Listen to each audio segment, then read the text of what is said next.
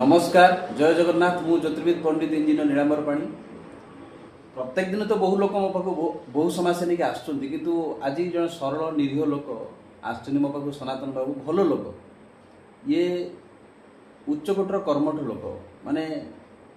आलस्य कोढ़ियामी जीवन ना खटी खाई सरल लोक भल लोक उद्योगी लोक किंतु ताको कई जने तांकर शत्रु हिंसात्मक मनोभाव हिसाब से नहीं किसी जगह वाली समस्या को नहीं किसी कौन कर से विव्रत विचलित होती प्रत्येक दिन बजार जावा लोक घर कि बाहर ना विव्रत विचलित हो गले पागल प्राय होती कि संसार तंत्र गुणी गाड़ी अच्छी विद्या को आपण सदुपयोग करेंगे तार दुरुपयोग करेंगे किंतु कई जने किसी कौन अनिष्ट कर मो पाखे सी पहुँचते निश्चित सुस्थ करवा मुझे मोर